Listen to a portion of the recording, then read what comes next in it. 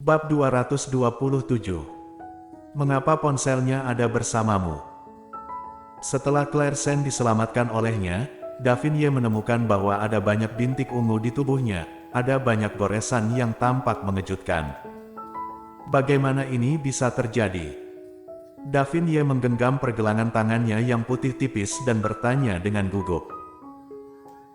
Claire Sen mengabaikan hubungan dengannya sekarang, dan meraihnya dari belakang, dengan cemas berkata, sesuatu terjadi di sana, cepat suruh penjaga keamanan melepas rak-rak itu.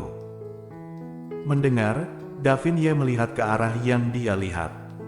Pada saat ini, mata Davin Ye benar-benar ternoda darah, dia mengerutkan kening, cepat lepaskan.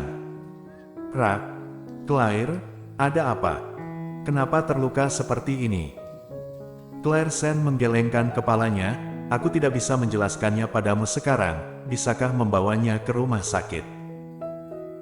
Meskipun dia sangat membenci Nadine Shi, tidak dapat disangkal bahwa jika sesuatu terjadi padanya di sini, seluruh perusahaan Ye mungkin akan terpengaruh.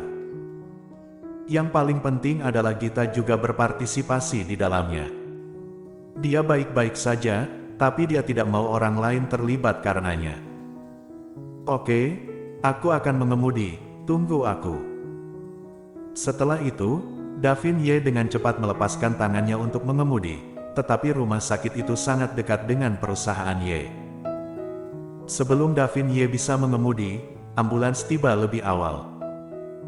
Rumah sakit dan perawat melihat keadaan setelah tiba, memberi Nadine Shi pada pertolongan pertama dan setelah pertolongan pertama yang paling dasar, dia dibawa dengan tandu ke ambulans.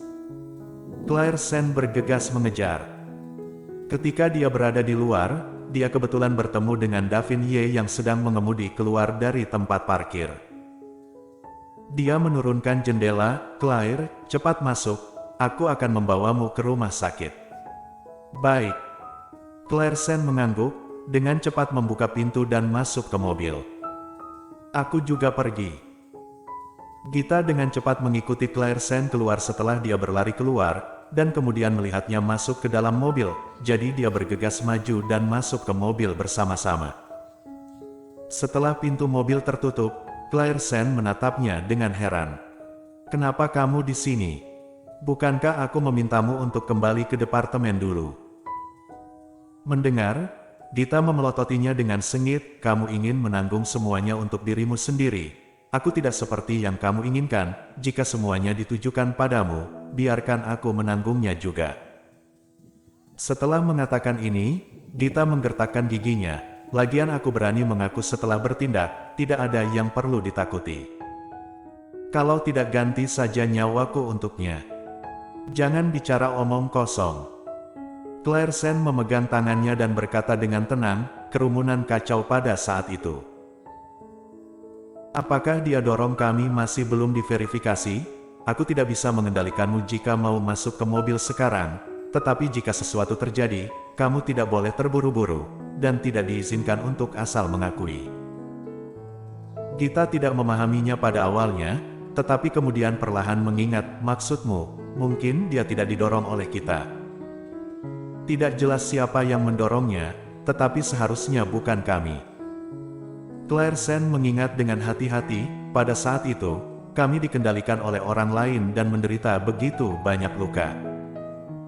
Kami terlalu sibuk saat itu, untuk mendorongnya sejauh itu kemungkinannya benar-benar terlalu kecil. Benar.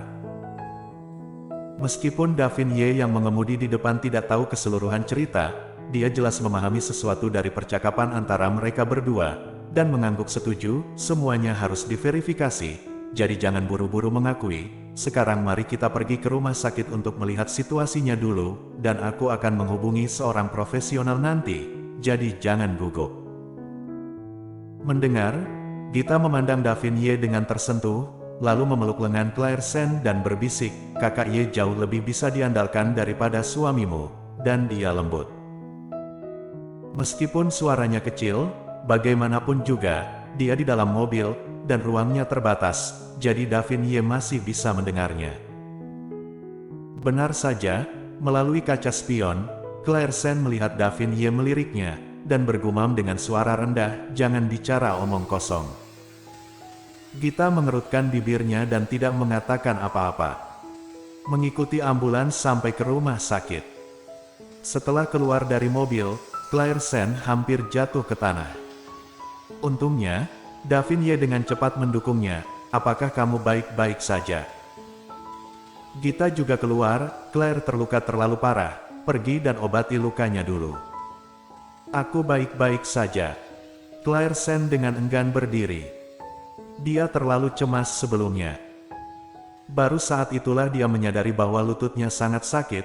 Mungkin lututnya sudah terluka parah dan itu sebabnya dia merasa sangat sakit. Aku tidak hati-hati barusan. Mari kita tindak lanjuti dan lihat situasinya dulu. Davin mengerutkan kening dan menyadari keseriusan masalah ini, dan kemudian mengangguk, oke, mari kita lihat situasinya dulu. Jika tidak ada masalah, lukamu dan Gita harus segera dirawat oleh dokter. Aku tahu. Claire Sen mendorongnya pergi tanpa jejak, dan kemudian dengan cepat mengikutinya. Melihat Nadine didorong ke ruang operasi, Claire Sen tiba-tiba memikirkan seseorang. Nadine seperti ini, apakah perlu memanggil James Lin? Claire, apa yang kamu pikirkan? Gita bertanya tiba-tiba. Claire Sen kembali sadar dan menggerakkan bibirnya. Aku sedang berpikir. Haruskah aku menelepon suaminya? Kamu kenal suaminya. Tapi bukankah dia bilang, kamu seorang pelakor? Kata-kata ini hampir keluar. Untungnya, Gita menghentikan dan kemudian melirik Claire Sen, apakah pantas untuk memanggil suaminya? Lagi pula, dia menjadi seperti ini. Claire Sen berpikir sejenak, tetapi mengeluarkan ponselnya, biarkan saya mengirim pesan. Davin menyaksikan dari samping, matanya dipenuhi kasih sayang. Kamu bisa melakukan apapun yang kamu mau. Kamu tidak perlu khawatir tentang itu. Lagi pula, itu bukan salahmu. Mendengar, Claire Sen tidak bisa menahan diri untuk tidak melirik Davin Bukankah dialah yang membawa beberapa wanita ke perusahaan untuk membuat masalah? Untuk ini, dia yang disalahkan. Itu benar, Claire, aku pikir kamu harus menelepon Tuan Muda untuk melaporkan bahwa kamu aman. Bagaimanapun, dia adalah suamimu. Kata-kata Gita yang tidak disengaja mengubah ekspresi Davin di samping. Gita berhenti, dan berkata sambil tersenyum, kalau tidak, jangan telepon. Claire Sen. Dia melirik Gita tanpa daya, ingin bertanya padanya apakah dia bisa lebih membaca situasi. Namun, kata-kata Gita mengingatkannya bahwa hal besar telah terjadi, dan itu terjadi di perusahaan Bahkan sebagai bawahan, dia seharusnya memberitahu Golden Memikirkan hal ini, mata Claire Sen bergerak. Dia hanya ingin memasuki antarmuka panggilan untuk memanggil Golden tetapi dia sedikit ragu untuk bergerak. Davin tiba-tiba mengambil ponselnya, dengan suara lembut berkata, lebih baik memberitahu Mosen. Setelah berbicara, dia menekan tombol panggil. Claire Sen berhenti, dan kemudian berkata, biarkan aku saja. Begitu suara itu jatuh, Golden menjawab dengan cepat. Karena dekat, Claire Sen mendengar suara berat Golden Ada apa? Begitu Claire Sen ingin berbicara, dia mendengar Davin berkata, ini aku. Ada keheningan di ujung sana, dan kemudian mencibir setelah beberapa saat, mengapa ponselnya ada di tanganmu? Kami di rumah sakit. Bersambung.